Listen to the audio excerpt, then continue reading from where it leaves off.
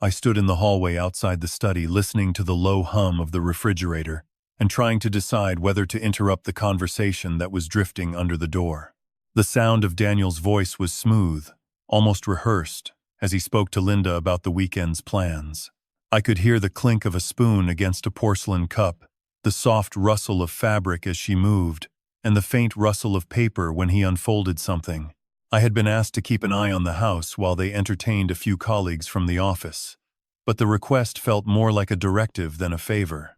I adjusted the cuff of my shirt, listened to the rise and fall of his tone, and wondered how long the pleasant facade would hold before something snapped. I failed to pay attention to her subsequent words. The first sign that something was off came when Linda appeared in the kitchen doorway wearing an apron that was too large for her frame, her hair pulled back in a tight bun that made her look more like a servant than the matriarch of the house. She carried a tray of freshly baked scones, the steam curling up in lazy spirals, and set it down on the marble island with a precision that spoke of years of practice. Daniel stood beside her, his smile tight, his eyes flicking to the clock on the wall every few seconds, as if he were timing her movements. "Linda, could you please refill the water glasses before the guests arrive?" Daniel asked, his voice smooth, his tone tinged with something that sounded like concern, but felt like an order. She nodded, her fingers tightening around the handle of the pitcher. "Of course, Daniel." She poured water into each glass, the liquid catching the light and scattering tiny rainbows across the surface. I watched her wrists bend, the way her forearm tensed slightly as she lifted the heavy pitcher, a motion she had performed 1,000 times without complaint. When the first guests arrived, a couple from Daniel's firm, their laughter bright and unrestrained, Daniel turned to them and gestured toward Linda with a flourish that seemed rehearsed. "This is Linda, our wonderful house manager. She makes sure everything runs smoothly behind the scenes." The words hung in the air, and I saw Linda's jaw tighten just enough to notice, her eyes flicking to the floor for a split second before she lifted her chin and offered a tight smile. I felt a strange sensation in my chest, like a gear slipping slightly out of alignment. I wanted to say something, to remind Daniel that Linda was not staff, that she was his mother-in-law, the woman who had kept this house running for decades. But the words stuck, caught somewhere between my throat and my chest, and I let the moment pass. The guests moved into the living room, their laughter filling the high ceilings, the clink of glasses punctuating the conversation. Linda lingered near the doorway, her hands resting lightly on the wooden frame, as if she were anchoring herself to something solid. She watched the guests, her gaze flicking from one face to another, taking in the way they laughed at Daniel's jokes, the way they leaned in when he spoke about upcoming projects. I could see the tension in her shoulders, the way her shoulder blades pressed together as she tried to make herself small. I failed to capture her subsequent words. After a few minutes, Daniel slipped away from the group and approached Linda, his voice low enough that only she could hear. "You know, Linda, it's really important that we keep up appearances. The board is coming next week, and we need everything to look perfect." He placed a hand lightly on her forearm, the touch firm but not unkind, and gave her a small, encouraging squeeze. "If you could just make sure the guest towels are folded exactly like we discussed, it would make a huge difference." She looked down at her hands, the apron strings tangled in her fingers, and nodded again. "I'll take care of it." Her voice was soft, almost a whisper, but there was an undercurrent of something I couldn't name. Perhaps resignation, perhaps a quiet resolve. I watched her turn and walk toward the linen closet, her steps measured, the apron swaying slightly with each movement. The way she held her head, the slight tilt of her chin, reminded me of a compass needle trying to find north amid a magnetic storm. She opened the closet, pulled out a stack of linen, and began to fold each piece with deliberate precision, aligning the edges, smoothing out any creases with the palm of her hand. I could see the muscles in her forearms flex, the tendons standing out like thin cables under her skin. A few minutes later, a soft chime echoed from the front door.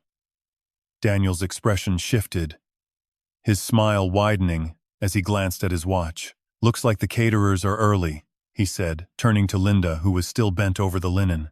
"Could you meet them at the door and show them where to set up?" She straightened, smoothed the apron down her front, and walked toward the entrance. I followed her with my eyes, noting the way her shoulders lifted just a fraction as she stepped into the foyer, the way her eyes scanned the hallway for any sign of disorder. When she reached the door, she opened it to find a young man in a crisp white shirt holding a clipboard. He smiled politely, introduced himself as the head caterer, and asked where the serving stations should be placed. Linda guided him with a calm certainty, pointing to the sideboard, indicating where the chafing dishes should go, making sure the serving utensils were aligned just so. She spoke in short, clear sentences, her voice steady, her gestures precise. I could see the caterer nodding, taking notes, his eyes flicking to her occasionally as if he were trying to gauge her authority. I did not heed her following statement. The caterer thanked her and stepped back, allowing Linda to close the door. She leaned against the wood for a moment, her forehead resting lightly against the cool surface, her breath coming out in a slow, steady rhythm.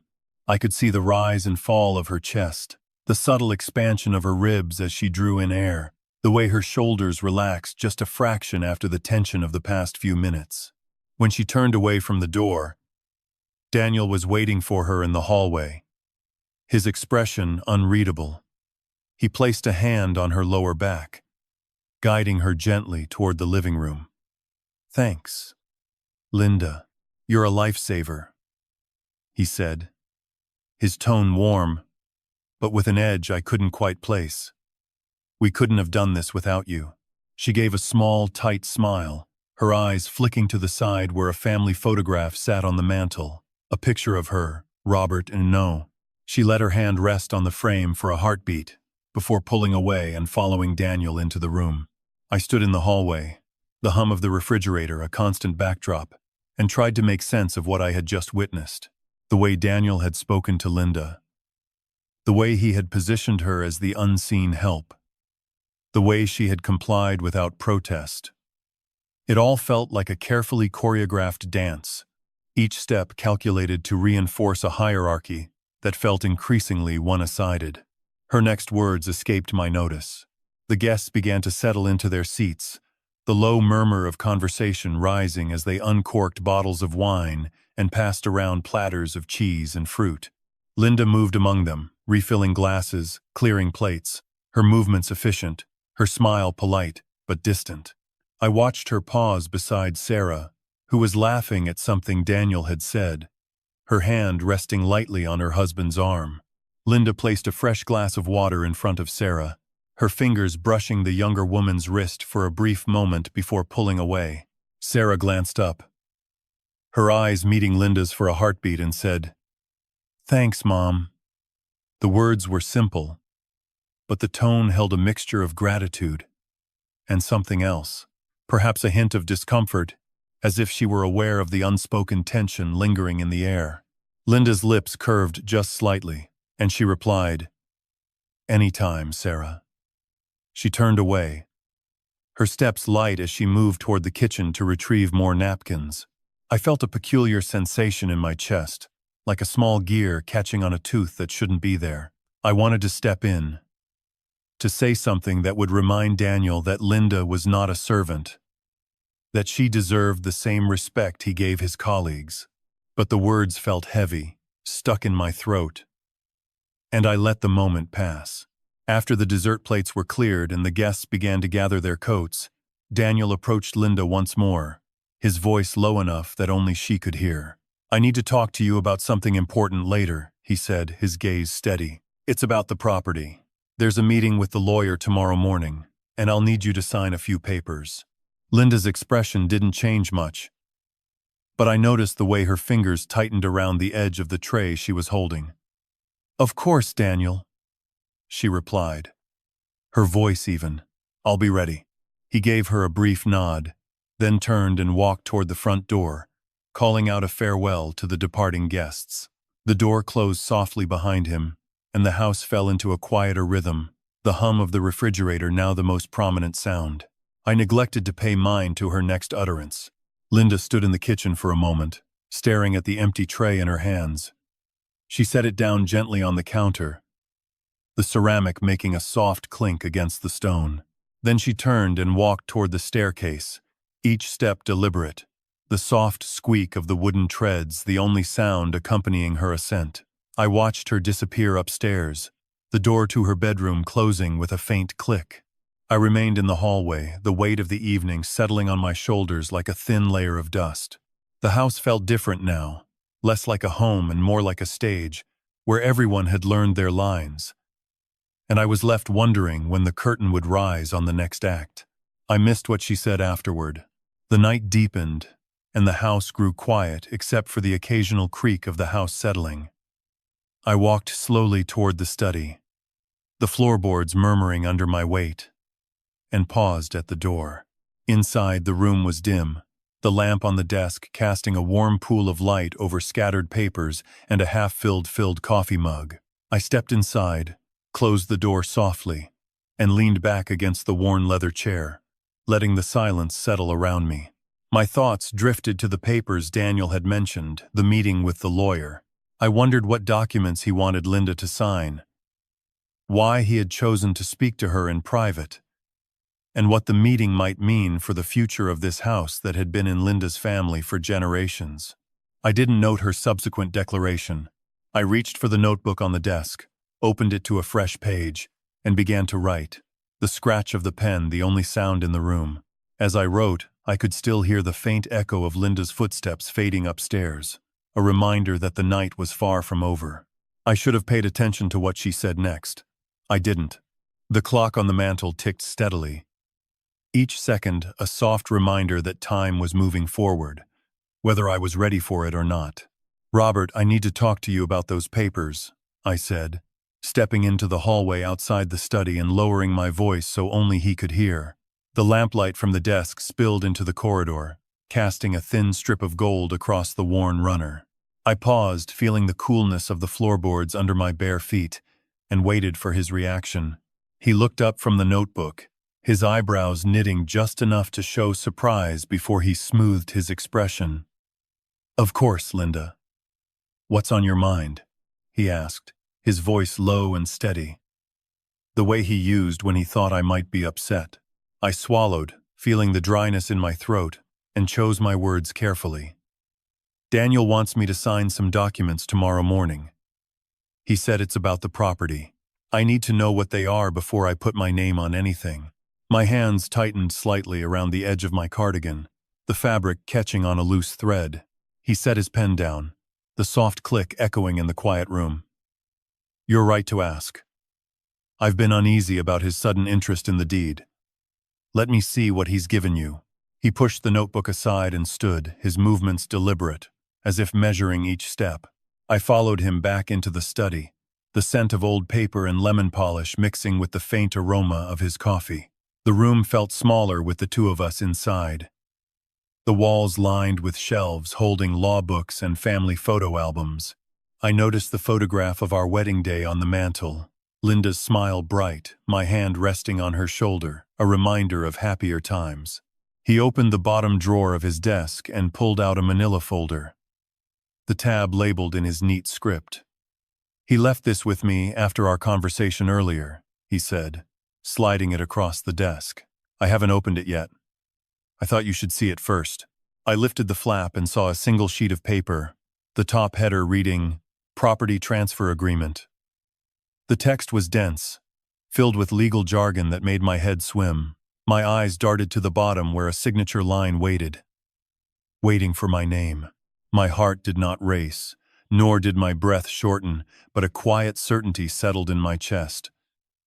I felt the weight of the paper, the slight texture of the ink, and the faint smell of ink that clung to the page. I traced the edge with my fingertip, feeling the slight ridge where the paper had been folded. Robert leaned in, his shoulder brushing mine, and whispered, "Read it slowly. If anything feels off, we stop." His breath was warm against my ear, a reminder of his closeness. I began to read, each sentence pulling me deeper into the legal maze. The document spoke of transferring ownership of the lakeside cottage to Daniel Carter, contingent upon my signature and a notarized witness. It mentioned a consideration of $1, a token amount that felt like an insult. The clause about future interests hinted at a remainder interest that would revert to Daniel's heirs should I predecease him. I glanced up, meeting Robert's gaze. His eyes were steady, but I could see the flicker of concern behind them. "This doesn't feel right," I said, my voice softer than I intended. "Why would he want the cottage now? It's been in my family for generations." He leaned back, crossing his arms over his chest. "He's been talking about the property for months, saying he wants to invest in renovations." I thought it was just talk. Maybe he's pushing harder than we thought. He paused, then added, "We need to know what he's really after." A thought sparked in my mind, bright and sudden. I remembered the morning when Daniel had asked me to water the garden, how he'd lingered by the shed, his eyes flicking to the locked toolbox. I had dismissed it as idle curiosity, but now it seemed suspect. I stood, the chair scraping softly against the floorboards, and walked to the window. The night had deepened. The sky a deep indigo streaked with the faint glow of the moon. The garden lay dormant, the rose bushes tucked under their winter covers, the stone path glistening with dew. I turned back to Robert, my mind racing. "We need proof. Something that shows his intentions aren't innocent." I kept my voice even, refusing to let fear color my tone. He nodded, his expression resolute. "I'll call my old colleague at the firm tomorrow morning. He can look over the document before we sign anything." He reached for the phone, his fingers hovering over the dial. Before he could make the call, a soft click echoed from the hallway, the study door opening just enough for a sliver of light to spill in. Daniel stood there, his silhouette framed by the dim glow, a smug smile playing on his lips. "I hope you're not planning to keep me waiting all night," he said, his voice smooth, edged with impatience. He stepped inside, closing the door softly behind him, and held out a small, sealed envelope. "The lawyer asked me to give you this. It's just a cover sheet. Nothing to worry about." I took the envelope, feeling the slight ridge of the seal under my thumb. Daniel's eyes never left mine, his gaze steady, almost daring me to question him. Robert's jaw tightened, but he said nothing, his hands clasped loosely in front of him. The air in the room grew thick, each breath feeling heavier than the last. I slipped the envelope into my pocket, the paper crinkling softly. "Thank you, Daniel," I said, my tone polite but distant. "I'll look at it in the morning." I reminded myself that those were moments of peace. But the words felt hollow. He inclined his head, a faint nod, and turned to leave. As he reached the door, he paused, hand on the knob, and glanced back at us. "Don't stay up too late. Tomorrow's a big day." Then he was gone, the door clicking shut with a finality that settled like dust. I exhaled slowly, the sound barely audible over the ticking of the mantel clock. Robert moved to the desk, pulling out a fresh sheet of paper. "Let's see what they've sent us," he murmured, his voice low. I watched him unfold the document, the paper catching the light as it opened. My eyes scanned the lines, searching for any clue, any inconsistency that might reveal his true motive. The legal language blurred, but one phrase caught my attention.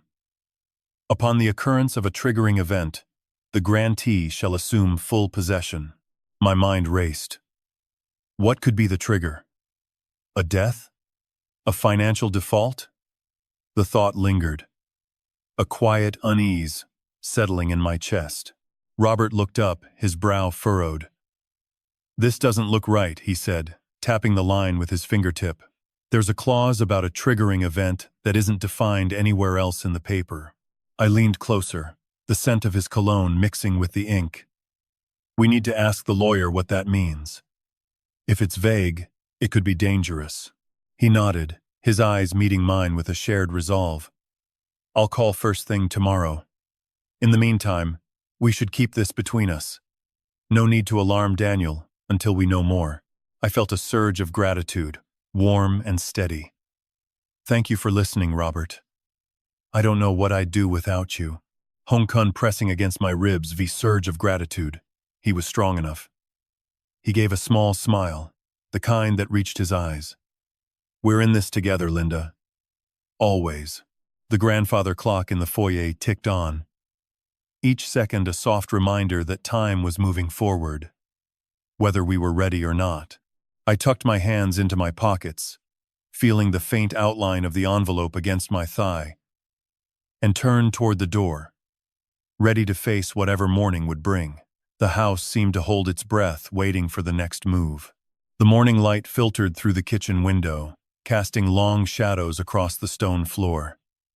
I poured coffee into a heavy mug, the steam curling up in thin ribbons that caught the light. The house felt quiet, the kind of quiet that settles before a storm you can sense but not see. I heard the front door open and close, a soft click that seemed too deliberate for a simple arrival. "Good morning, Robert," Daniel said, his voice smooth as polished wood. He stepped into the kitchen, wearing a pressed shirt that looked too fresh for early morning work. "Hope you slept well." I nodded, keeping my eyes on the coffee. "It was all right. You're up early." He leaned against the counter, smiling in that way that never quite reached his eyes. "I wanted to talk about the garden. The new fellow started today. Thought you might want to meet him." I glanced toward the back door where a figure stood near the rose beds, shoulders hunched, hands shoved deep into the pockets of a worn jacket. The man's posture was tight, his gaze flicking to the house then away, as if he expected to be watched. "He looks unhappy," I said, choosing my words carefully.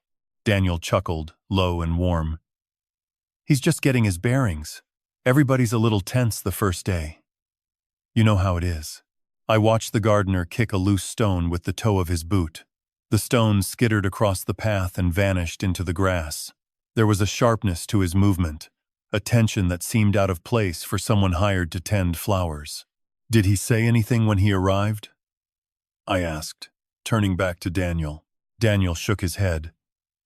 "Just signed the papers, took the key, and went out to look over the land. Said he'd need a few days to get the lay of the land." I felt a prickle at the base of my neck, a sensation that made my shoulders tighten without my consent. I turned back to the garden, watching as the man knelt beside a row of lavender and began to pull at the stems with more force than necessary. "Excuse me," I called, opening the back door and stepping onto the stone patio. My voice came out steadier than I felt. The gardener looked up, eyes narrowing for a heartbeat before he forced a smile. "Morning, sir. Need something?" I stepped closer, noting the way his fingers dug into the soil, pulling out not just weeds but small shoots that looked healthy. "I'm Robert. I live here with my wife. Just making sure everything's all right." He glanced at the house, then back at the plants. "Everything's fine. Just getting started." I nodded, but my eyes caught the glint of metal in his hand, a small pruning shear, its blades catching the light. He slipped it back into his pocket, as if realizing I'd seen. "Mind if I watch for a bit?" I asked, keeping my tone neutral. He shrugged. "Be my guest." I stood a few paces away, arms crossed, watching as he moved to the irrigation valve. He turned the knob sharply, then let it snap back with a harsh click. Water sputtered from the pipe, spraying in an uneven arc before dying to a trickle. He frowned, twisted the knob again, and this time, the flow stopped altogether. My jaw tightened. I reached into my pocket, feeling the familiar weight of my phone. I opened the camera app, angled the lens so it caught his hands without being obvious, and recorded a few seconds of him fiddling with the valve, then walking over to a cluster of ceramic pots and giving one a sharp kick. The pot cracked, shards scattering across the stone. He straightened, brushed dust from his pants, and looked toward the house as if expecting to see someone watching. I lowered the phone, my heart pounding a steady rhythm against my ribs. "Everything okay out here?" Daniel's voice came from behind me, startling me enough that I nearly jumped. I turned, forcing a smile. Just checking on the new helper. He seems eager. Daniel stepped onto the patio, his shoes leaving faint marks on the damp stone. Eager is good. Means he'll keep things looking sharp. I glanced at the broken pot, then back at the gardener, who was now pretending to smooth the soil with his palm, as if trying to erase the evidence. Maybe we should give him a day to settle in, I said, keeping my voice even. Sometimes, a fresh pair of eyes sees things we miss. Daniel's smile tightened just a fraction. Or maybe we should keep an eye on him ourselves. Wouldn't want any accidents. I felt a flash of irritation, but I let it pass. We'll see how it goes. He nodded, then turned back toward the house. Linda's waiting for you in the study. She wanted to go over those papers again. I swallowed, the coffee suddenly bitter in my mouth. Thanks, Daniel. He gave me a nod and walked away, his footsteps fading on the stone. I watched the gardener for a moment longer, noting how he slipped the broken pot shards into a bag he'd pulled from nowhere, then walked toward the shed with a purpose that didn't match the innocent act of a newcomer.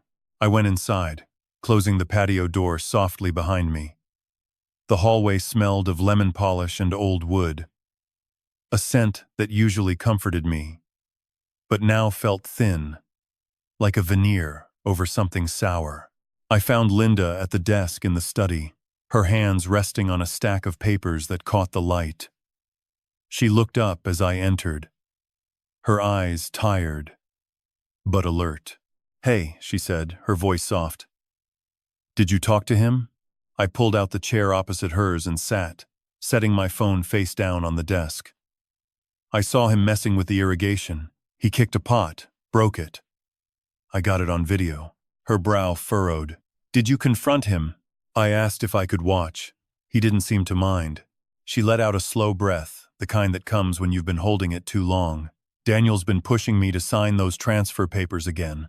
Says it's just a formality, that it'll protect the estate. I leaned forward, elbows on my knees.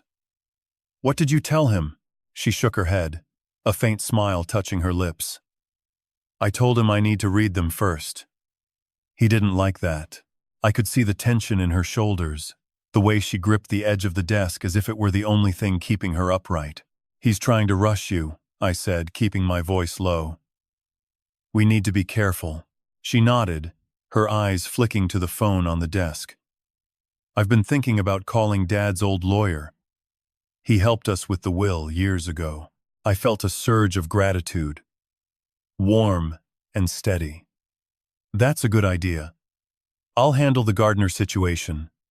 You focus on the papers. She reached over and squeezed my hand. Thank you. I don't know what I'd do without you. I squeezed back, feeling the familiar steadiness of her grip. We're in this together. Just then, a soft chime came from my phone, a notification I hadn't expected. I glanced at the screen and saw an email from Daniel's law firm, marked urgent. The subject line read, regarding notarization appointment, immediate attention required. My stomach tightened. I opened the message and read the terse lines. A meeting scheduled for the next morning at 10 o'clock.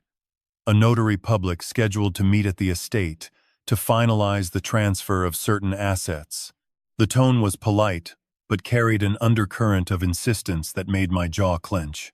I looked up at Linda, who was watching me with concern. What does it say? She asked quietly. I swallowed, feeling the weight of the words settle like stone in my gut. They've set a meeting for tomorrow morning. A notary is coming to the house to finalize some paperwork. Her eyes widened just a fraction, then narrowed with determination. We need to be ready. I nodded, feeling the familiar resolve settle in my shoulders. We will be. I stood, feeling the faint outline of the phone still in my pocket. The video of the gardener's sabotage, a silent testament to the danger lurking in our own yard. As I turned to leave the study, I caught a glimpse of the gardener through the French doors, standing by the shed, looking back toward the house with a gaze that was too calculating for a simple laborer. I paused, hand on the doorframe, and said softly, "We'll see what tomorrow brings." Sarah's voice came from the hallway, light and uncertain. "Dad, is everything all right?" I turned to see Sarah standing there, her brow furrowed, clutching a mug of tea. She looked from me to her mother, searching for reassurance. I forced a smile, the kind that didn't reach my eyes but was meant to comfort. "Everything's fine, sweetheart. Just some adult stuff." She nodded, though I could see the doubt lingering behind her eyes. "Okay. If you need anything, just let me know." I watched her walk away, her footsteps soft on the wooden floor, and felt a pang of protectiveness that tightened my chest. I stepped back into the hallway, the house seeming to hold its breath with me. The grandfather clock in the foyer ticked steadily, each second a reminder that time was moving forward whether we were ready or not. I paused at the base of the stairs, listening to the faint hum of the refrigerator from the kitchen, the distant chirp of birds outside, and the steady rhythm of my own heartbeat. A thought slipped into my mind, unbidden and sharp. I did not heed his next statement. I shook my head, pushing the thought aside, and headed toward the garden, determined to catch the gardener in the act again. This time with more than just a phone camera. The sun had climbed higher now, casting sharp shadows that cut across the lawn like blades. I moved slowly, my senses tuned to every rustle, every shift in the air. As I approached the shed, I heard a metallic clink, the sound of a tool being set down too hard. I peered around the corner and saw the gardener kneeling by the flower bed, his hands buried in the soil, but his eyes flicked toward the house every few seconds. I stepped forward, my shoes crunching on the gravel, and cleared my throat. "Need a hand with those roses?" I asked, keeping my tone light. He looked up, surprised, then forced a grin. "Just checking the soil, sir. Making sure it's ready for the new batch." I glanced at the bed, noticing that the freshly turned earth was uneven, as if someone had been digging in a hurry. "Looks like you found a rock," I said, pointing to a small stone half buried near the edge. He glanced down, then back at me, his expression unreadable. "Yeah. Must have missed it earlier." I bent down, picked up the stone, and turned it over in my palm. It was smooth, cool, nothing special. "Funny how they show up when you're digging," I murmured. He chuckled nervously. "Guess they like to surprise us." I stood, holding the stone, and said, "Well, if you need anything, just let me know." He nodded, wiping his hands on his pants. "Will do, sir." As I walked back toward the house, I felt the weight of the stone in my hand, a small, solid reminder that something was off. I paused at the back porch, looked out over the garden, and whispered to myself, "We'll see what tomorrow brings." The wind picked up, rattling the leaves of the old oak near the fence, and for a moment the world seemed to hold its breath, waiting for the next move. I turned and headed inside, the stone still clutched in my palm, ready to face whatever the day would bring. Recap: Robert observed the new gardener's suspicious behavior, secretly recorded him sabotaging the irrigation and breaking a pot. Confronted Daniel about pressuring Linda to sign papers. Stood with Linda as she refused. Intervened when Daniel grew tense, and received an urgent email from Daniel's lawyer about a notarization appointment scheduled for the next morning. The part ends with Robert holding a stone from the garden, sensing that the next day will bring a critical confrontation. A low buzz vibrated against my nightstand as the phone lit up with an unknown number. I stared at the glowing screen, the sound buzzing like a trapped insect against the wood. The caller ID showed no name, just a string of numbers that meant nothing to me. I hesitated, then pressed accept, hoping it was nothing urgent. "Hello. This is Robert Worthington?" I said, my voice still thick with sleep. If Robert is narrating. A man's voice, low and hurried, spoke on the other end. "Mrs. Worthington? This is Daniel's attorney. We need to meet today to finalize the transfer documents." Can you come to the office at 10? Ken. My stomach tightened. I glanced at the clock on the nightstand. The red glow showed 6:15. I'm not sure I understand, I replied, trying to keep my tone even. What documents? The papers for the property transfer we discussed last week, he said, his tone polite but edged with urgency. Your signature is needed before the notary arrives tomorrow morning. I swallowed, feeling the familiar knot tighten in my chest. I'll think about it, I said, my voice softer than I felt. I need to talk to Robert first.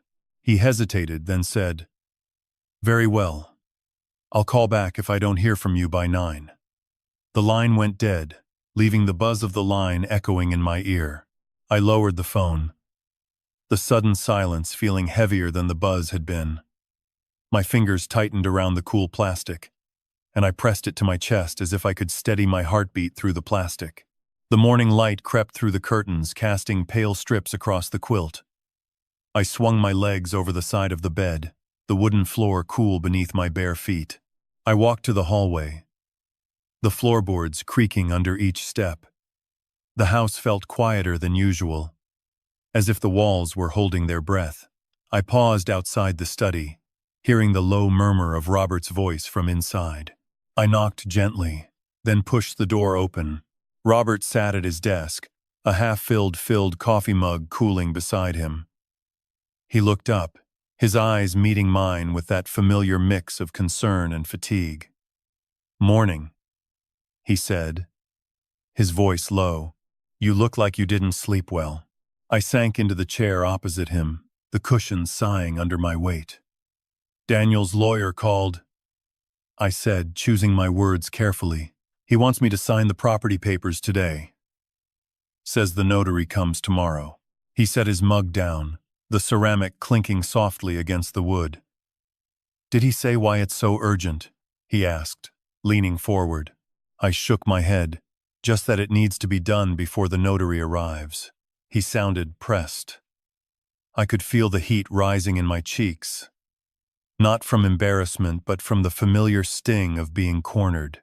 Robert's brow furrowed. I'll call my old colleague. He handled our wills years ago.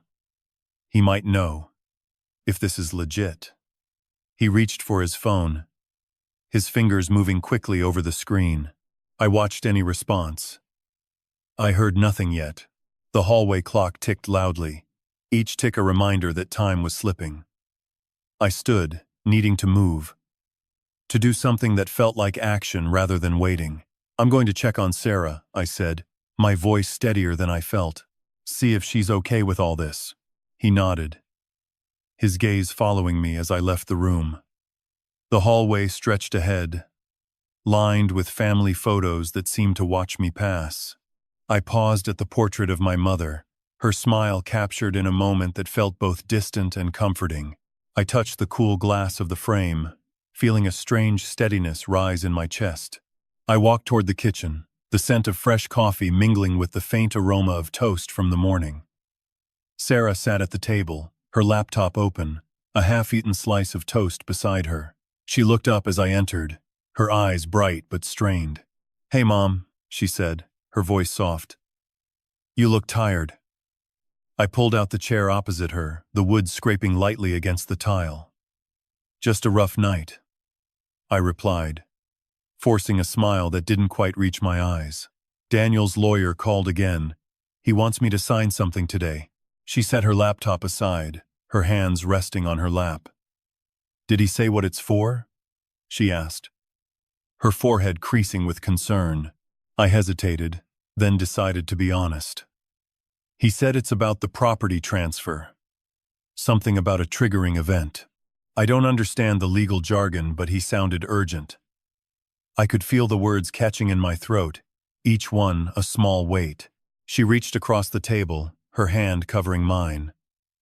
Her skin was warm, calloused from years of gardening and baking. You don't have to sign anything you're not sure about, she said, her voice firm yet gentle. Talk to Dad. He'll know what to do. I squeezed her hand back, feeling a flicker of relief. I will. I don't like feeling rushed. She nodded, her eyes drifting to the window where the garden lay bathed in morning light. Sometimes people use hurry to hide what they're really after, she murmured, more to herself than to me. I smiled faintly, appreciating her insight even as my stomach tightened again. Thanks, sweetheart. She stood, gathering her plate, and headed toward the sink. I watched her move, the rhythm of her steps familiar and grounding. As she turned on the faucet, the rush of water filled the kitchen, a steady sound that seemed to push back the uneasy quiet that had settled over the house. I stayed at the table, my thoughts circling like a bird trapped in a room. I needed to talk to Robert, but I also needed to see Daniel's face when he thought I wouldn't notice his games. I stood, smoothed the wrinkles from my skirt, and walked toward the dining room where Daniel usually held court over breakfast. The dining room was set with fresh flowers in a crystal vase, the sunlight catching the facets and scattering tiny rainbows across the tablecloth. Daniel stood at the head, his back to me, adjusting his tie with a practiced motion. He turned as I entered, his smile tight and rehearsed. "Good morning, Linda," he said, his tone light but edged with something I couldn't place. "Ready for a productive day?" I forced a smile. "Morning, Daniel. I got a call from your lawyer. He wants me to sign something today." His eyes flicked to mine, then away, as if weighing how much to reveal. "Just a formality," he replied, waving a hand, dismissively. "The notary comes tomorrow morning. We need everything signed today, so there's no delay." I crossed my arms, feeling the familiar weight of skepticism settle on my shoulders. "I'd like to see the papers first," I said, keeping my voice level. "I don't like signing things blind." He chuckled, a sound that lacked warmth. "You always were careful. That's why you're good at handling the household." He stepped closer, his hand resting lightly on the back of my chair. "Trust me, there's nothing to worry about." His touch lingered a second too long, and I felt the familiar prickle of unease crawl up my spine. I pulled back slightly, my fingers brushing the wood of the chair. "I'll talk to Robert first," I said, my voice firmer now. He straightened, his smile tightening. "Suit yourself. But remember, time is not on our side." He turned away, heading toward the kitchen, his footsteps echoing on the polished floor. I watched him go, the sensation of being watched lingering even after his back disappeared. I turned to the sideboard, poured myself a glass of water, and let the cool liquid slide down my throat, hoping it would wash away some of the tension. Later that morning, after Robert finished his call with his old colleague, we sat in the study together. He leaned back in his chair, his face serious. "I talked to Harold," he said, referring to his former law partner. "He said the paperwork Daniel's lawyer sent over looks standard, but the clause about a triggering event is vague. It could be interpreted in ways that aren't in our favor." I felt a knot loosen just a fraction, replaced by a sharpened focus. "What does he suggest we do?" I asked, leaning forward. "He says we should have our own lawyer look at it before we sign anything," Robert replied. "He can meet us this afternoon if we're free." I nodded, feeling a surge of cautious hope. "Let's do that. I don't want to rush into something that could hurt us later." He smiled, a genuine touch of relief crossing his features. "Good. I'll call him now." As he picked up the phone, I glanced out the window. The garden was alive with activity. The gardener we'd suspected earlier was nowhere in sight. But the flower beds looked freshly turned, the soil dark and rich. A sudden thought struck me like a cold splash. If Daniel was pressing so hard for a signature today, what was he trying to hide? The thought lingered, a quiet buzz beneath my thoughts, as I waited for Robert's call to connect. When he hung up, he turned to me with a determined expression. "Harold can meet us at 2. He'll bring his notes. We'll go over everything together." I felt a flicker of relief, but also a lingering unease. "Thank you," I said, my voice softer than I intended. "I just want to make sure we're doing what's right." He reached across the desk, his hand covering mine for a brief moment. "We'll figure it out," he promised. "Together." Later that afternoon, the sun had climbed higher, casting long shadows across the lawn. Harold arrived, a man in his late 50s with kind eyes and a calm demeanor that seemed to steady the room. He set his briefcase down, opened it, and pulled out a stack of papers. "Let's take a look," he said, his voice low and reassuring. We spread the documents across the large oak table, the sunlight catching the edges of the pages. Harold pointed to a clause near the bottom of the first page. "See this? Upon the occurrence of a triggering event, the title shall transfer." It's not defined what triggers it. That's where they could try to slip something in. I leaned in, my finger tracing the line of text. The words felt like a thin veil over something darker. "What could count as a triggering event?" I asked, my voice barely above a whisper. Harold shrugged. "It could be anything they define later. Missed payment, a disagreement, even a simple misunderstanding. Without a clear definition, it's a blank check." Robert's jaw tightened. "So they could claim something happened and then take the house?" Harold nodded. "Exactly. That's why we need to either strike that clause or replace it with something specific that protects us." I felt a surge of determination. "Let's ask them to change it to something like, only upon mutual written agreement. That way nothing can happen without both of us agreeing." Harold nodded, scribbling a note on a pad. "I'll draft an amendment and send it over today. If they refuse, we'll know their intentions." The room fell into a focused rhythm as we discussed changes. Each suggestion met with careful consideration. I felt the weight of the documents lessen as we turned potential traps into safeguards. The afternoon light shifted, casting a warmer glow over the table, and for a moment the tension in the room eased. As we wrapped up, Harold stood, gathering his papers. "I'll have the revised version to you by 5, he said. "Give me a call if you have any questions." He shook hands with both of us, his grip firm. "You're doing the right thing by checking this." After he left, Robert turned to me, his expression a mix of relief and lingering worry. "We've bought ourselves some time," he said. "But Daniel won't give up easily." I nodded, feeling the familiar knot tighten again, this time with a new edge of resolve. "We'll be ready," I replied. "We just need to stay one step ahead." Later that evening, as the sun dipped below the horizon and the sky turned a deep shade of violet, I found myself in the kitchen preparing a simple dinner. The rhythmic chopping of vegetables offered a steady beat that calmed my thoughts. I could hear Daniel's voice from the living room, low and laughter-odinged, as he spoke with Sarah about something light-hearted. I paused, knife hovering over a carrot, and listened. Their conversation drifted toward the upcoming birthday party for Linda, my birthday, which was coming up in 2 weeks.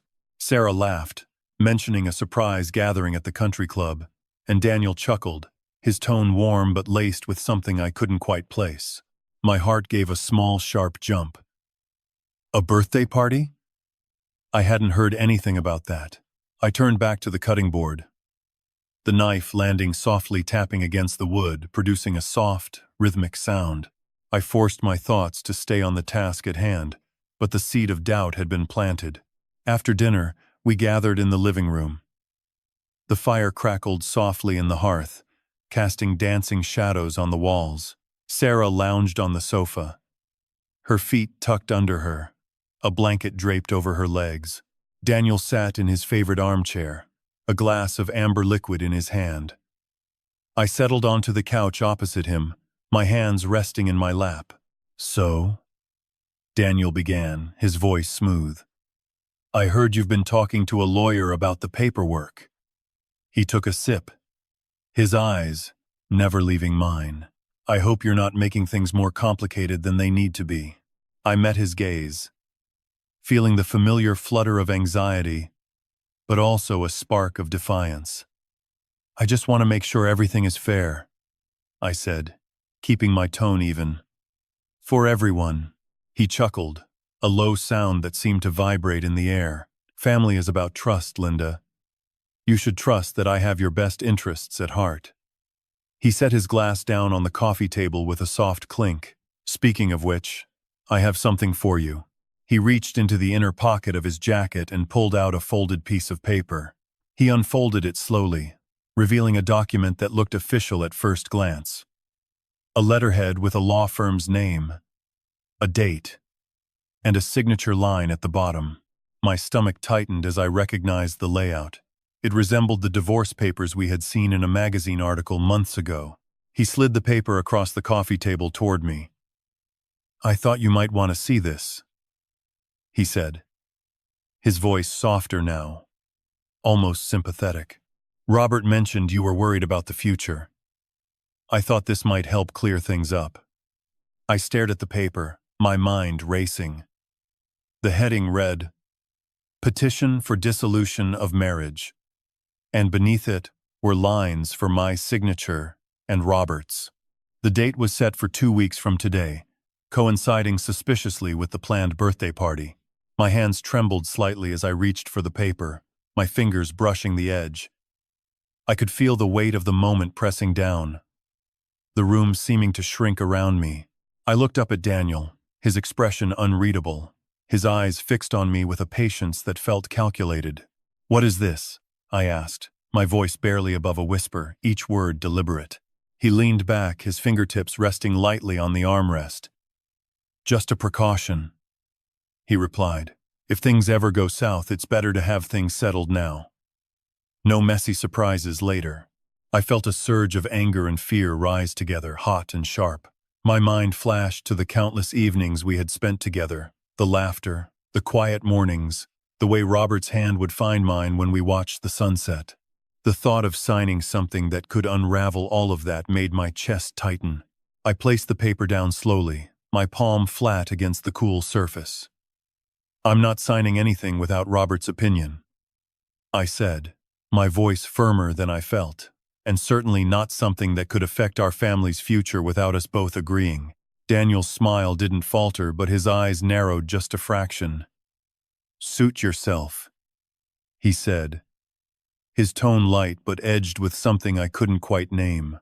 Just remember, time waits for no one. He stood, smoothing his jacket, and walked toward the hallway, his steps echoing on the wooden floor. I stayed, rooted to the spot, the paper lying before me, like a silent accusation. The fire popped, sending a shower of sparks upward, and for a moment the room was filled with the soft crackle of burning wood and the frantic pounding of my own heart. I glanced at Sarah, who looked at me with wide, concerned eyes. She reached out, her hand touching mine briefly before pulling back, as if sensing the storm brewing inside me. I forced a smile, grateful for her silent support. The night deepened outside, the world beyond the windows fading into darkness. I sat still, the paper on the table a stark reminder of the battle that loomed ahead. I knew I couldn't let fear dictate my actions, but I also knew I couldn't ignore the threat that sat plainly before me. I picked up the paper again, folded it neatly, and slipped it into the pocket of my jacket. I would bring it to Robert first thing in the morning. Whatever Daniel's intentions were, I would face them with the truth in my hands, and the resolve to protect what mattered most. I rose from the couch, the soft fabric whispering against my legs, and walked toward the hallway. The house felt quieter now, the earlier laughter replaced by a tense anticipation. I paused at the foot of the stairs, listening to the faint hum of the refrigerator from the kitchen and the distant hoot of an owl outside. A chilling thought struck me like a cold draft. If Daniel was willing to push a fake divorce paper today, what else might he be planning for tomorrow? The question lingered, unanswered, as I turned and began to climb the stairs. Each step a quiet promise to myself that I would not be caught off guard. The late afternoon light filtered through the study windows, casting long bars of gold across the oak desk where the recorder lay hidden beneath a leather-bound volume. I had placed it there the night before, winding the tiny reel and testing the mic with a soft hum that only I could hear. The house hummed with the low thrum of the refrigerator and the occasional chirp of a sparrow outside the kitchen window. Linda moved through the hallway with a measured tread, her hands clasped in front of her as she checked the guest rooms for fresh linens. Sarah lingered near the staircase, her brow furrowed as she glanced at her phone, while Daniel lingered near the fireplace, his smile fixed and his eyes darting toward the study door each time a floorboard creaked. "Robert, I need to talk to you about those papers," I said, stepping into the hallway and lowering my voice so only he could hear. My tone was even, the way I would explain a load calculation to a junior engineer. He turned, his expression a mixture of curiosity and caution. "What papers?" he asked, his voice low but edged with something I could not quite name. "The ones Daniel keeps pushing on Linda," I replied, keeping my gaze steady. "He wants her to sign something that would give him control of the estate." He frowned, the lines around his eyes deepening. "You think he's trying to have her declared incapacitated?" I nodded, feeling the familiar weight of responsibility settle on my shoulders. "That's what the paperwork looks like. A petition for guardianship, tucked inside a bundle of garden service contracts. If he gets it signed, he can move her to a facility and sell the house without her consent." He exhaled slowly, the breath catching slightly in his throat. "We need proof. Something he can't deny." I reached into the inner pocket of my jacket and pulled out the small recorder, its metal casing cool against my palm. "I've been recording his side of the conversation since yesterday. If he admits to anything incriminating, we'll have it on tape." He studied the device for a moment, then nodded. "Good. Keep it running. I'll stay close and listen for any slip." We returned to the study, the door closing softly behind us. Linda entered moments later, carrying a tray with teacups and a plate of shortbread. She set it down with a gentle clink, her eyes flicking to the recorder before settling on me. "Is everything all right?" she asked, her voice soft but edged with concern. I managed a smile, the kind I used when explaining a complex circuit to a novice. "We're just reviewing some paperwork, honey.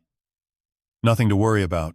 She nodded, pouring tea into her cup, the steam curling upward in thin spirals. "You've been working late lately. Make sure you rest." I thanked her, feeling the warmth of the cup seep into my fingers. Daniel appeared in the doorway a few moments later, his posture relaxed, his hands tucked into the pockets of his slacks. He greeted Sarah with a quick kiss on the cheek before turning his attention to us. "Linda, sweetheart, I've got a couple of papers I need you to look over," he said, his tone smooth, almost rehearsed. "Just a formality, really. It'll keep everything tidy for the family's future." She glanced at the papers, then at me, seeking guidance. I kept my expression neutral, letting her decide. "I'd rather wait until Robert has a chance to review them," she said, her voice steady but firm. Daniel's smile tightened for a heartbeat before smoothing out again. "Of course, take your time. I'll be in the garden if you need me." He turned and walked toward the French doors, his steps light on the polished wood. As he passed the recorder, I felt a flicker of tension in my chest, the same sensation I felt when a circuit was about to overload. The house settled into a quiet rhythm. Linda sipped her tea. Sarah returned to her phone, and I monitored the recorder's levels, watching the tiny needle dance with each spoken word. The minutes stretched, the sunlight shifting across the floorboards, casting shifting patterns that reminded me of the way data points drift across an oscilloscope. Then Daniel's voice cut through the calm, sharp and urgent. "Linda, we need to talk now." He re-entered the study, closing the door firmly behind him. His eyes flicked to the recorder, then to Linda, then to me, a flicker of something unreadable passing across his face. "I've spoken with the lawyer," he began, his voice low but urgent. "If you don't sign the guardianship papers today, they'll file for an emergency hearing. They'll declare you unable to manage your own affairs and place you in a care facility. I'm trying to protect you, Linda. I don't want to see you lost in a system that doesn't understand our family's needs." Linda's hands tightened around her teacup, the porcelain creaking slightly under her grip. "You're asking me to sign away my rights based on a rumor?" she asked. Her voice steady despite the tremor I could see in her shoulders. Daniel stepped closer, his tone softening just enough to sound earnest. "It's not a rumor, it's a precaution. Think of it as a safety net. If anything happens, you'll be taken care of." I felt a shift in the air, like the moment before a transformer trips. I glanced at the recorder, confirming it was still capturing every syllable. Sarah's eyes flickered to me, seeking reassurance. I gave a small nod, the kind I'd give a colleague when confirming a reading was within tolerance. "I need to read every line," Linda said, her voice firm. "I won't sign anything I don't fully understand." Daniel's jaw tightened. "You're being stubborn, Linda. This is for your own good."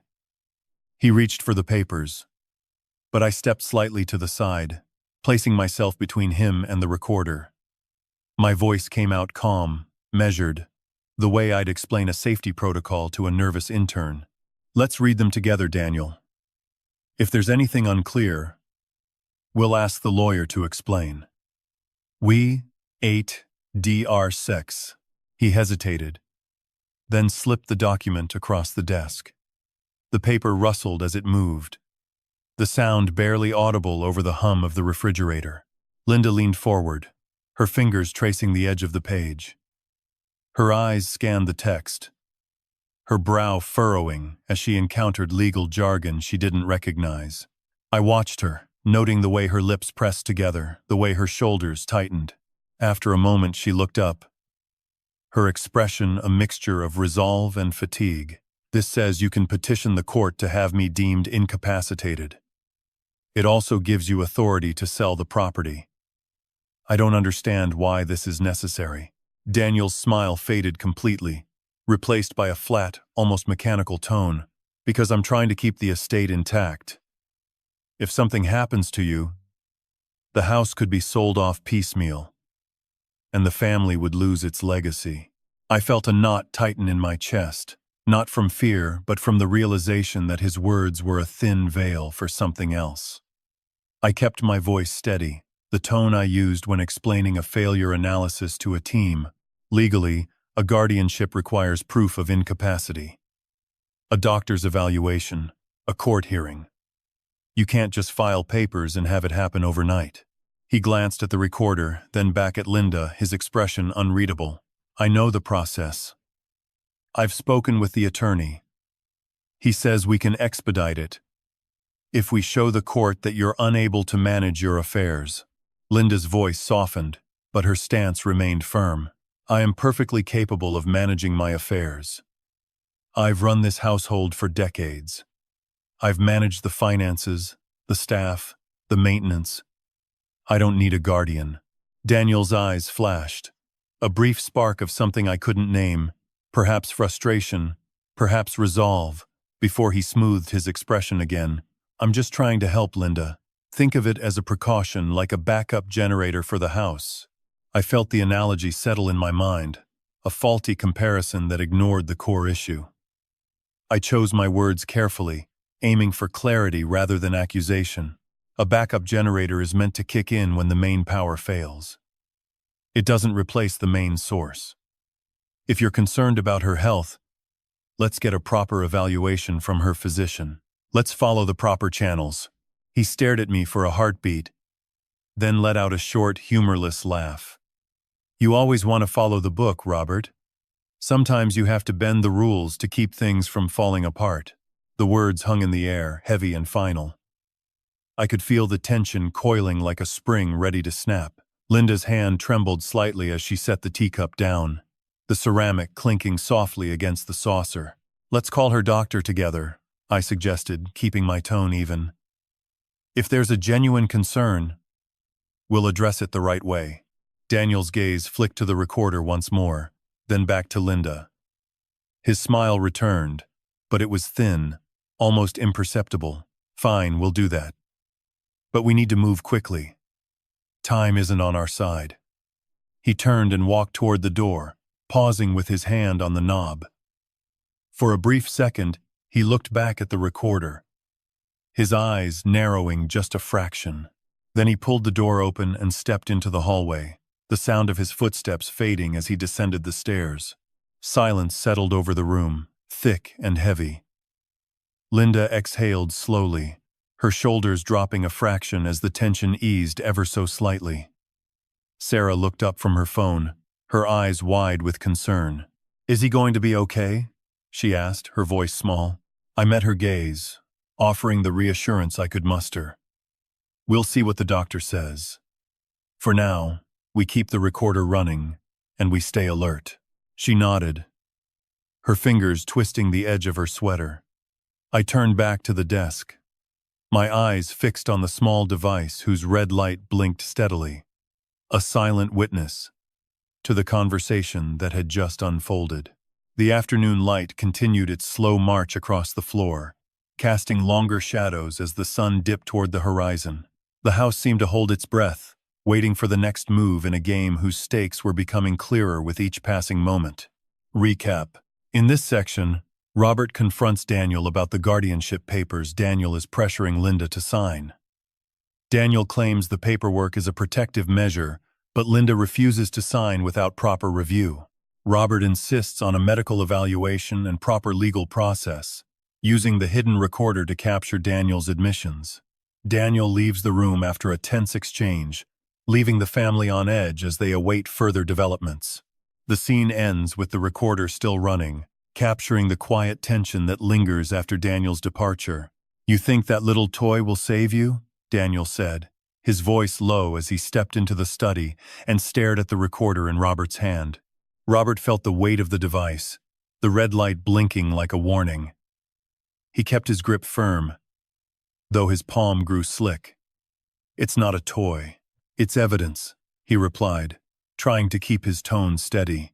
Daniel smirked, the kind of smile that never reached his eyes. "Evidence of what? That you're paranoid?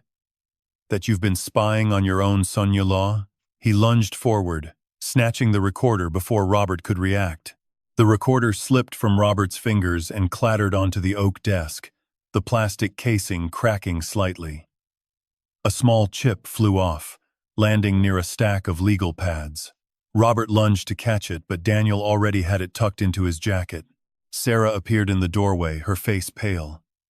She glanced from the broken recorder to Daniel's triumphant expression. "What are you doing?" she asked, her voice trembling. Daniel turned to her, his expression softening just enough to seem concerned. "I'm protecting the family, honey. Robert's been acting reckless. This thing could ruin everything if it falls into the wrong hands." He slipped the recorder into his inner pocket, patting it as if it were a precious stone. Robert's chest tightened. He could hear the faint hum of the refrigerator from the kitchen, a steady sound that now felt like a metronome counting down to disaster. He forced himself to speak, each word deliberate. "Give it back. It's not yours to take." Daniel laughed, a short, harsh sound. "Not mine? I'm the one who's been keeping this house running. I'm the one who's paying the bills, making sure the roof doesn't leak. You two have been living off my efforts for years." He stepped closer, his shadow falling over Robert's shoulders. "If you want to play detective, you'll need a license, and I'm not giving you one." Sarah hesitated, then whispered, "Dad, maybe we should just talk." Daniel's gaze flicked to her, then hardened. "Talking won't change the papers that need signing. Linda's going to sign them today, whether she likes it or not." He pulled out his phone, the screen flashing with a notification. "And while we're at it, I'm taking care of a few loose ends." Robert's mind raced. He remembered the hidden folder Robert had prepared, a duplicate of the property documents, sealed and stored in the back of his study drawer. He needed to get to it before Daniel could misuse the access he seemed to have gained. He made a move toward the desk, but Daniel blocked his path, forearm pressed against Robert's sternum. "Stay where you are," Daniel warned, his tone edged with threat. "You're not going anywhere until I say so." Robert's breath came in short bursts. He could smell the faint scent of pine polish from the desk, mixed with the sharp tang of anxiety. He forced his eyes to stay on Daniel's, refusing to look away. Sarah stepped forward, her hand reaching out to touch Daniel's arm. "Please, Daniel, let's not do this." Daniel shrugged her off, his movement quick and dismissive. "Stay out of this, Sarah. This is between me and Robert." He turned back to Robert, his eyes narrowing. "You've got 10 seconds to hand over that folder, or I'm calling the lawyer and telling him you're trying to hide assets." Robert felt a surge of anger, but he kept it locked behind a veneer of calm. He knew the folder was his only use. He swallowed, feeling the dryness in his throat. "You won't find it. It's already with the attorney." Daniel's laugh echoed off the walls, hollow and mocking. "You think I don't know about your little game with Harold? I've got eyes everywhere." He pulled out a sleek black device from his pocket, a smartphone, the latest model, its screen glowing with a notification about a recent transfer. Robert's stomach dropped. He recognized the alert. A notification from Linda's bank, showing a large sum moved to an unfamiliar account. The numbers were written out in words, but the meaning was clear. Someone had siphoned funds. "Did you?" Robert began, voice shaking. Daniel cut him off, smiling thinly. "I'm just making sure the family's future is secure." Linda's account needed a little reallocation. Nothing illegal, just a precaution. He tapped the phone, the screen showing a confirmation code. Robert's vision blurred for a moment. He could feel the heat rising in his cheeks, the pressure building behind his eyes. He forced himself to focus on the tactile sensation of the desk's wood grain beneath his fingertips, grounding himself. Sarah's eyes widened. "Dad, that's Mom's money," she exclaimed, her voice rising. Daniel held up a hand, silencing her. "It's for the estate. You'll understand when you're older."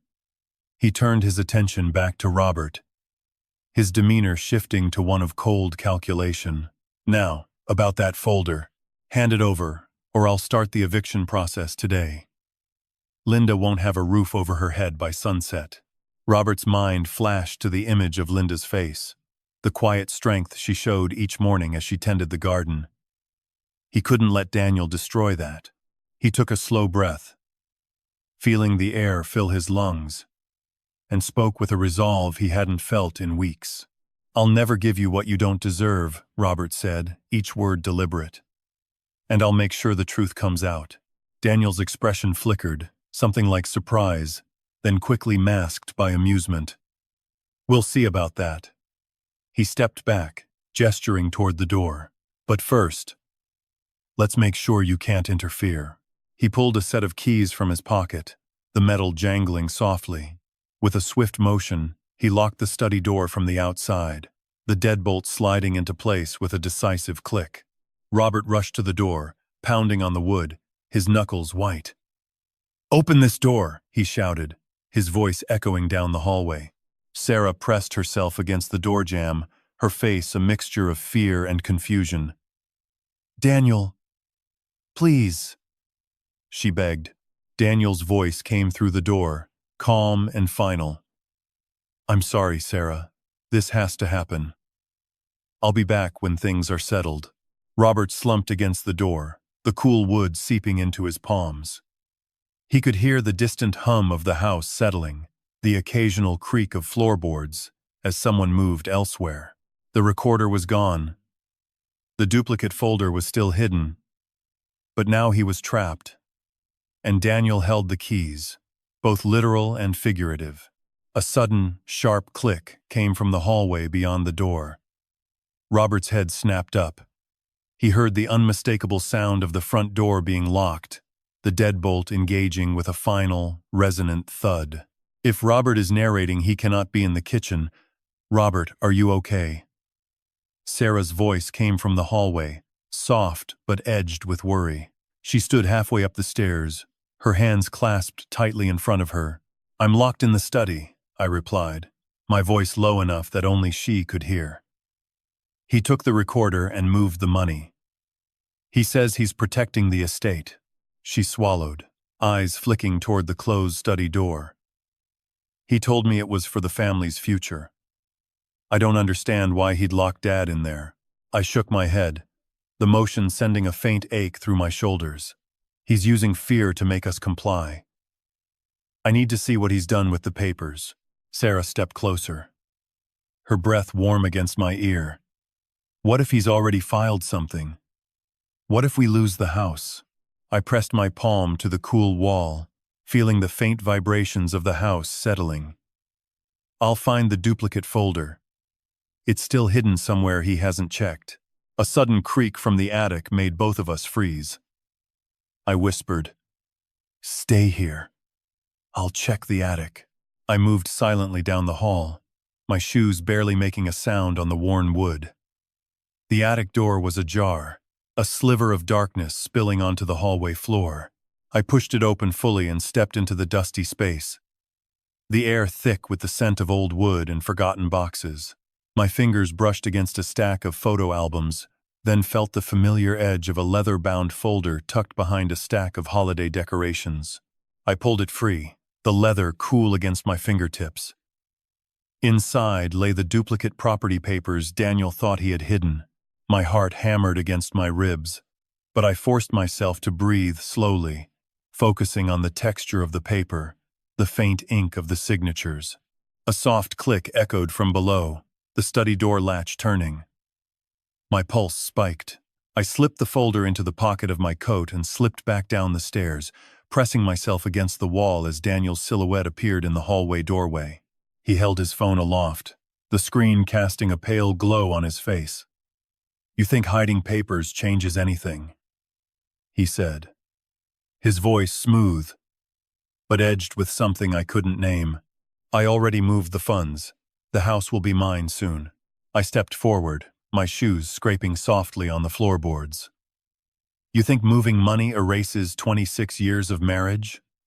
You think a few numbers on a screen can erase what we built?" He laughed, a short sound that held no humor.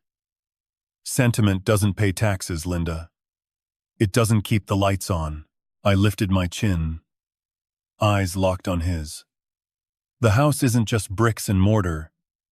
It's the garden where Mom planted roses, the kitchen where we baked bread every Sunday. You can't erase that with a transfer." He glanced at the folder peeking from my coat pocket, then back at my face. "Give it back. You don't understand the pressure I'm under." I shook my head, the motion deliberate. "I understand pressure. I've felt it every day you treat me like staff. I won't hand over what isn't yours." His jaw tightened, and for a moment I saw a flicker of something, perhaps doubt, before it vanished behind a mask of calm.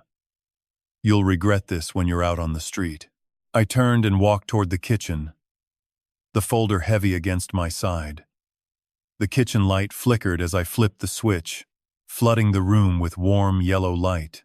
I set the folder on the counter and pulled out a pen, laying it beside the documents. Sarah appeared in the doorway, her arms crossed. "What are you going to do?" I met her gaze, voice steady. "I'm going to call Harold. He'll help us file an injunction. We'll stop this before the paperwork goes through." She nodded, relief softening her shoulders. "I'll stay with Robert. He shouldn't be alone in there."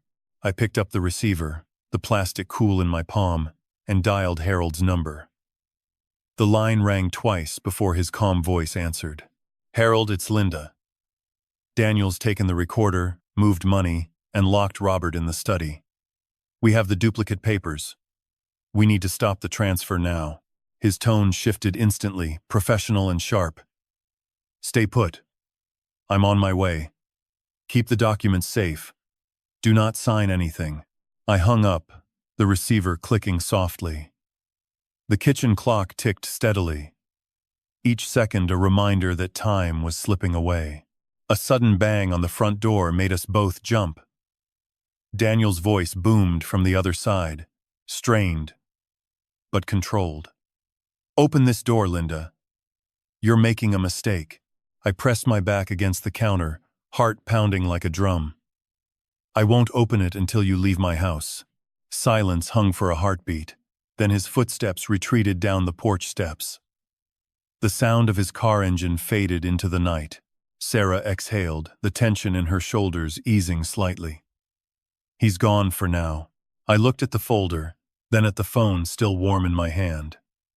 We have a few hours before he returns. Let's get this to Harold before he does anything else. She nodded, and together we moved toward the front door, ready to face whatever came next. A sharp gust of wind slapped my cheeks as I stepped onto the porch, Sarah close behind. The night air smelled of damp earth and distant rain. I pulled my coat tighter and motioned toward the old sedan parked under the oak. Sarah slipped into the passenger seat while I slipped behind the wheel. The engine coughed to life after a few turns of the key, its low rumble filling the quiet street. Harper's office is on Maple, just past the library, Sarah said, her voice low but steady. I nodded and eased the car onto the empty road. The streetlights cast thin pools of amber that slid across the hood as we drove. After a few minutes, we pulled up to a modest brick building with a brass plaque that read Harold V. Ellis, Attorney at Law.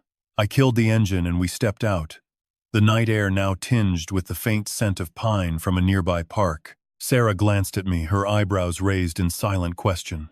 I pushed the heavy oak door open, and we entered a dim hallway lined with framed certificates. A soft buzz of a ceiling fan floated above us. A young receptionist looked up from her desk, smiled, and asked if we had an appointment. I'm Linda Worthington. This is my daughter, Sarah. We need to see Mr. Ellis right away, I said, keeping my tone firm but polite. The receptionist glanced at a clipboard, then nodded. He's expecting you. Down the hall, third door on the left. We walked down the corridor, the carpet muffling our steps. The third door stood ajar, revealing a modest office filled with law books, a mahogany desk, and a window that framed a sliver of moonlit sky. Harold rose from his chair, his silver hair catching the light, and greeted us with a firm handshake. Ladies, thank you for coming on such short notice, he said, gesturing to the chairs opposite his desk. Please, sit. We settled into the chairs, and I placed the folder containing the duplicate property papers on the desk between us. Harold opened it, his fingers tracing the embossed names and the vague clause about a triggering event. This wording is deliberately ambiguous, he murmured, his brow furrowed. It could be interpreted to allow a transfer upon any disagreement, which is exactly what Daniel is trying to exploit. Sarah leaned forward, her eyes narrowed. What can we do to stop it? Harold tapped a pen against his notebook. We can file an injunction to freeze the transfer until a proper hearing determines Daniel's intent. We'll need to show that he acted under duress and that the documents were signed under false pretenses. I felt a surge of relief, but kept my face steady.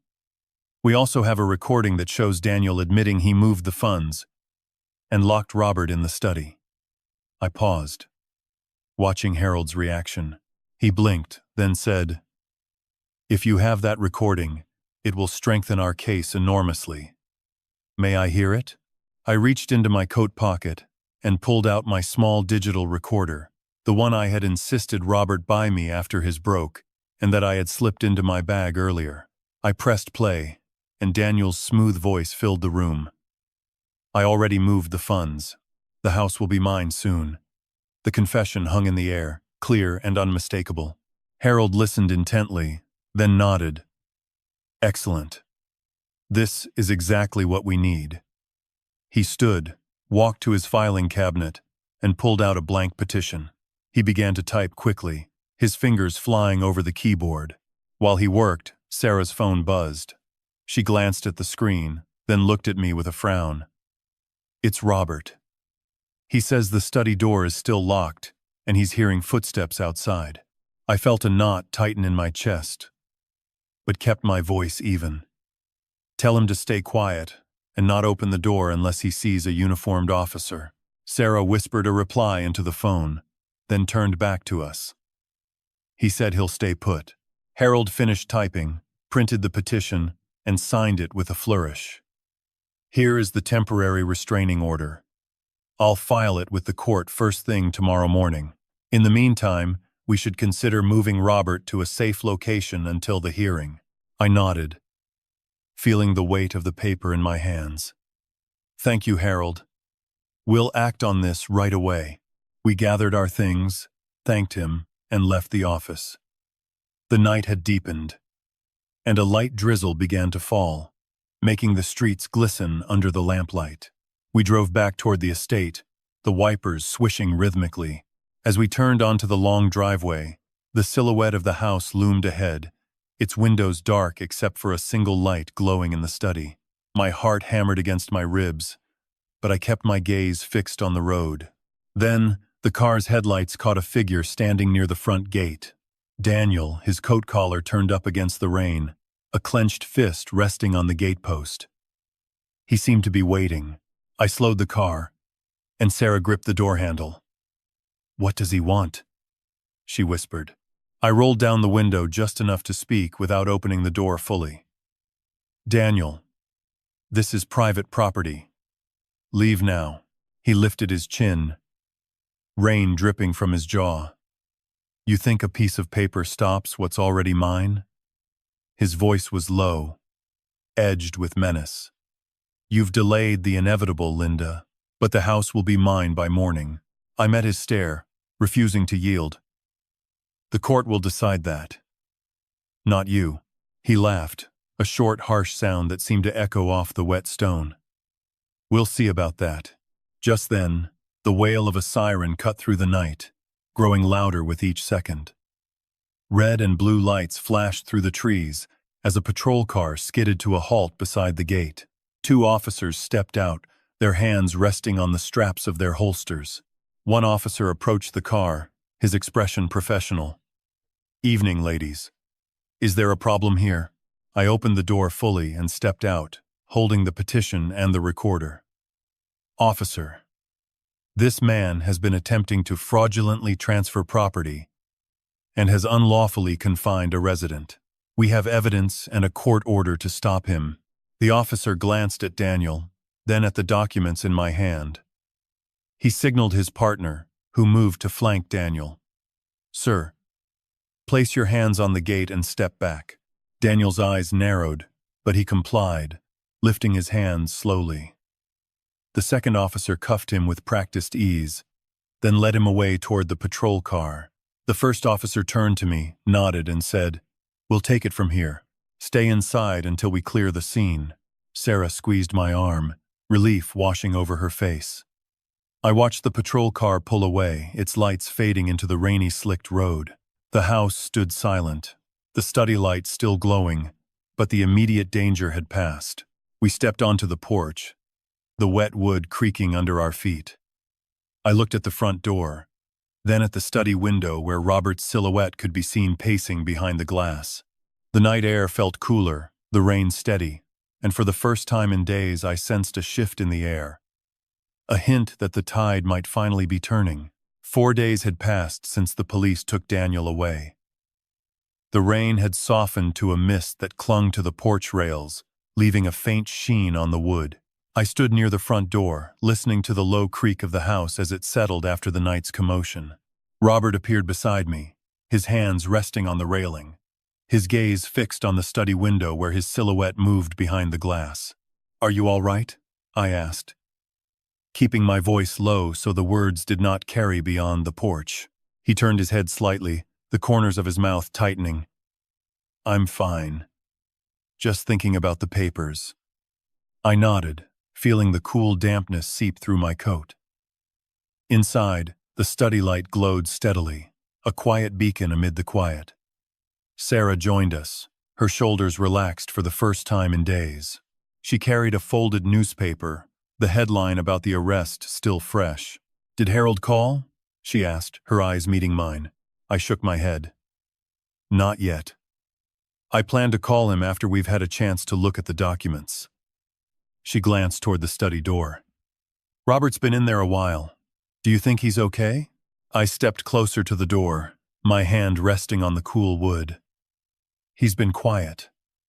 I think he's processing everything."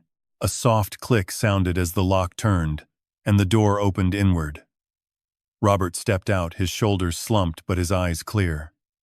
He paused on the threshold, looking at each of us in turn. "Thank you," he said, his voice rough from disuse, "for staying." I reached out and squeezed his forearm. "We're in this together." Sarah stepped forward, holding out the newspaper. "The article mentions a hearing set for next week. Harold said we need to be ready." I took the paper, scanning the bold print. The date was written out in full. 2024. Month of December. Day 8. My heart gave a small, quick jump. Not from fear, but from the sudden clarity of a deadline. "We have time to prepare," I said, folding the paper carefully. "Let's go over what we have." We moved into the study, the scent of old paper and polish filling the air. Robert switched on the lamp, casting a warm pool over the desk where the duplicate property papers lay beside the small recorder we had hidden. I picked up the recorder I had retrieved from my jacket, feeling its familiar weight, and pressed play. A faint click, then Daniel's voice, low and strained, filled the room.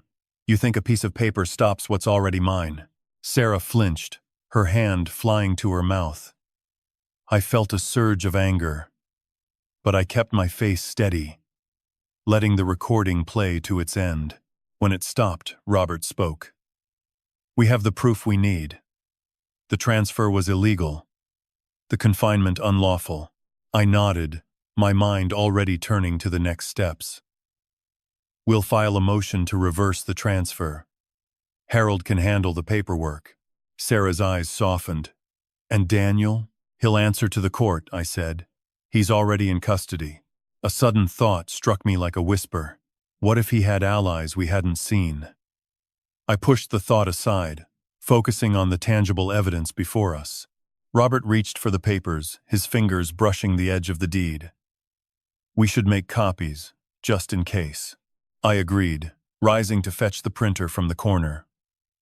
The machine whirred to life, spitting out crisp sheets that I stacked neatly beside the originals. As the printer finished, a soft knock sounded at the front door. I exchanged a glance with Sarah and Robert, then moved to the hallway.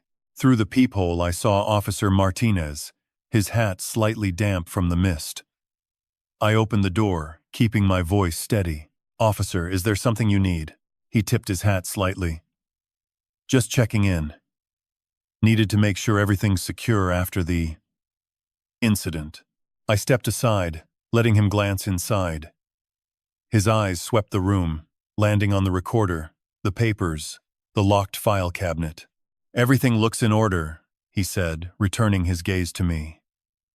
"If you notice anything unusual, give us a call." I thanked him, closed the door, and leaned against it for a moment, feeling the residual tension ease from my shoulders. Back in the study, I spread the fresh copies across the desk. Sarah picked up a pen, her brow furrowed in concentration. "Let's mark the sections that show the transfer was made under false pretenses," she suggested. I watched her underline a clause about the triggering event that Daniel had tried to hide. Robert pointed to a signature line that had been forged.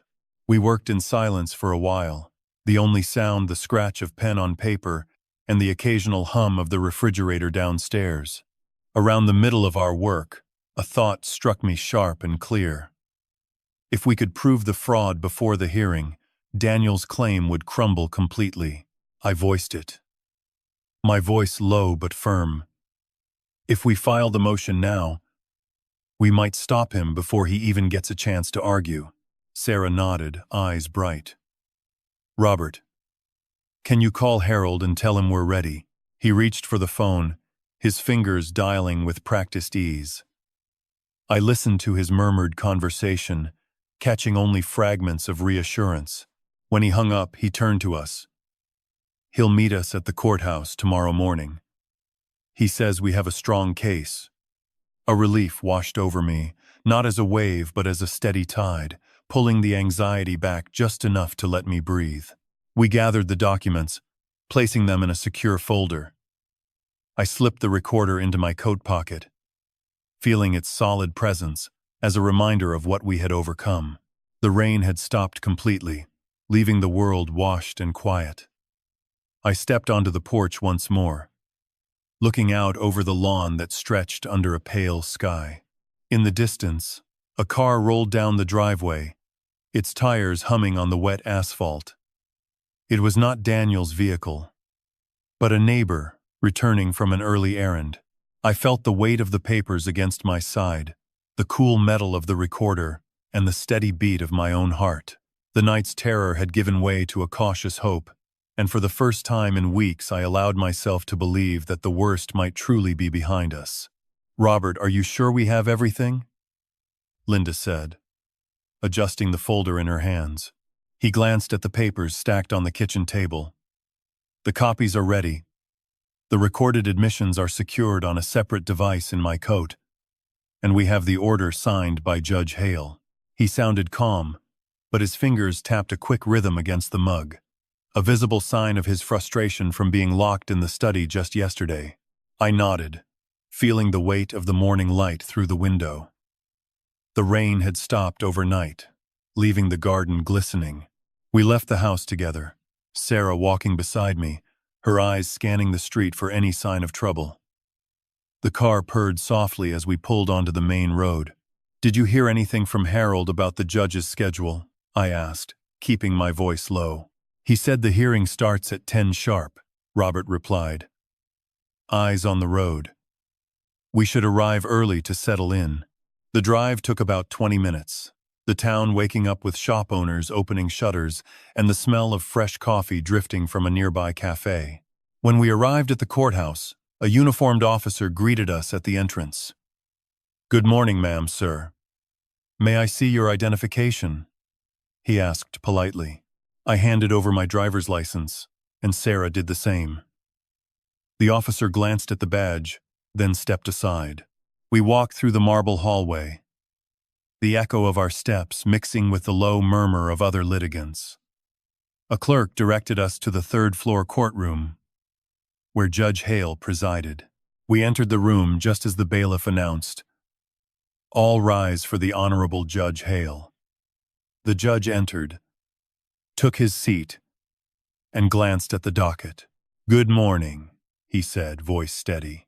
"We are here to consider the motion to set aside the property transfer filed by Miss Linda Worthington and her family."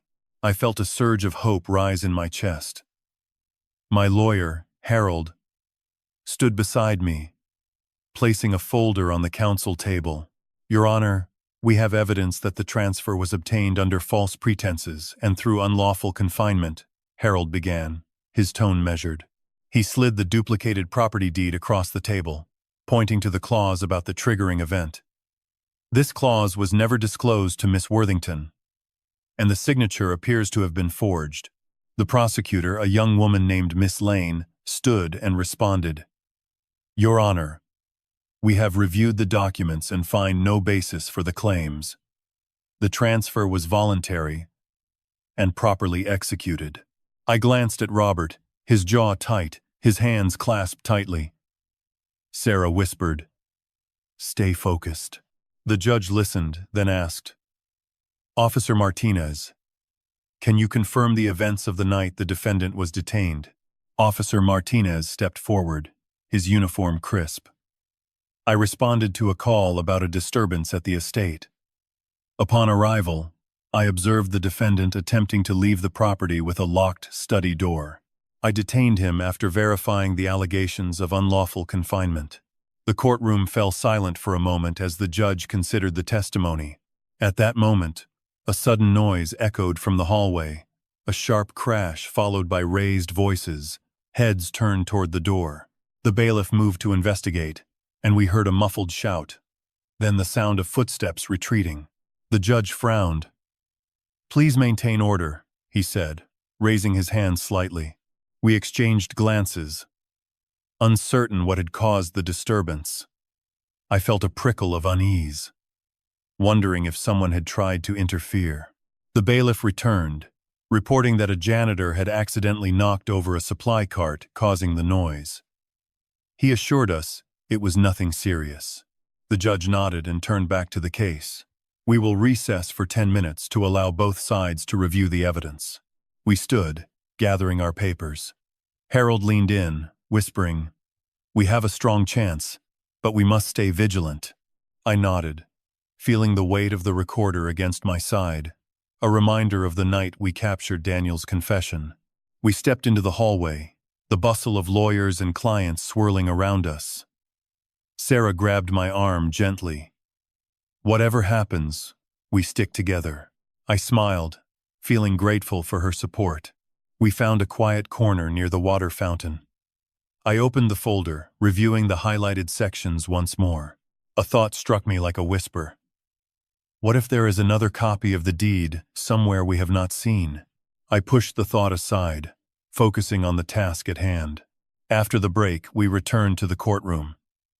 The judge resumed his seat. "Let us hear the closing statements," he said. Harold stood, summarizing the evidence. The forged signature, the concealed triggering event, the unlawful detention, and the moved funds. Miss Lane responded, reiterating the defense's position that the transaction was lawful and voluntary. The judge listened, then said, "I will take the matter under advisement and issue a ruling by the end of the day." We gathered our things, prepared to leave. As we walked toward the exit, a court clerk called out, "Miss Worthington, please, wait a moment." I turned, heart pausing for a beat. The clerk handed me a sealed envelope marked with the court's seal. "This arrived just now for your attention," she said, her voice tentative. I broke the seal, unfolded the paper, and read the words that made my breath catch. The document was a subpoena demanding my presence at a deposition scheduled for later today, unrelated to the current case but concerning a financial inquiry into the estate's assets. I looked up, seeing Robert's concerned expression and Sarah's worried gaze. The clerk added, "You must appear at the registrar's office within the hour or risk a penalty for non-compliance." I swallowed, feeling the hallway spin slightly as the realization struck. I glanced at the clock on the wall. It read 10:45. I had to decide quickly whether to attend the deposition or stay for the ruling. I looked at Robert, who gave a small nod, and Sarah, who tightened her grip on my arm. I tucked the subpoena into my bag, took a deep breath, and stepped toward the exit. The weight of the unknown pressing on my shoulders. The courtroom doors swung shut behind us as we stepped into the bright hallway, and the echo of our steps faded into the hum of the building. Just as we reached the courthouse steps, a loud siren wailed and a police cruiser skidded to a halt, blocking our path. The officer stepped out of the cruiser, his hat tipped back, and asked if we were all right. I showed him the subpoena still clutched in my hand and explained that I had to be at the registrar's office within the hour. He glanced at the paper, then at the courthouse doors, and gave a short nod. "You'll make it if you move now," he said, turning his cruiser to let us pass. We hurried down the steps, the city's morning noise wrapping around us like a familiar blanket. Sarah kept her grip firm on my arm, and Robert walked just behind, his eyes scanning the street as if expecting another sudden turn. We reached the registrar's office just as the clock struck 11. The clerk behind the desk took the subpoena, checked it against the schedule, and directed me to a small room where a lawyer waited. I answered his questions about the estate's assets truthfully, recalling the night we recorded Daniel's confession and the ledger entries we had uncovered. When the deposition ended, I felt a strange lightness, as if a weight I had carried for months had been set down on a cool windowsill. I thanked the lawyer, collected my things, and stepped back onto the sidewalk. Outside, a woman with a tired expression stood beside a newspaper stand, watching the traffic. She caught my eye and, without hesitation, asked if I had ever felt trapped by someone else's secrets. I paused, then told her about the night we turned the recorder on, about the choice to walk away from vengeance and toward accountability. She nodded, her shoulders easing a fraction, and murmured that she, too, had a story she had kept hidden. I handed her my card, the one with the lawyer's name, and told her she did not have to face it alone. As we parted, the sun broke through the clouds, casting long shadows that seemed to retreat with each step we took. If you have ever carried a silence that grew too heavy, I hope you find the courage to let it go. The officer's quick nod and the way he moved his cruiser to let you pass reminded you that help can appear in the most ordinary moments, and that accepting it does not weaken you. It clarifies the path forward. When you walked into the registrar's office, handed over the subpoena, and answered the lawyer's questions truthfully, you discovered that facing the facts, even the uncomfortable ones, lifts a burden that has been pressing on your chest for months. The lightness you felt afterward was not magic. It was the result of choosing accountability over revenge, of letting the truth surface instead of letting it fester in silence. Outside, the woman at the newspaper stand showed you that everyone carries a hidden weight, and a simple invitation to speak can turn isolation into solidarity. By sharing your story and offering her the lawyer's card, you modeled how a single act of openness can create a ripple of courage. So, if you have ever kept a secret that grew too heavy, what would it feel like to set it down, even for a moment, and let someone else hear it? Imagine the relief of breathing easier, the strength that comes from knowing you are not alone, and consider who in your life might need that same permission to speak up. Your willingness to be vulnerable could be the very thing that gives another person the courage to finally let go.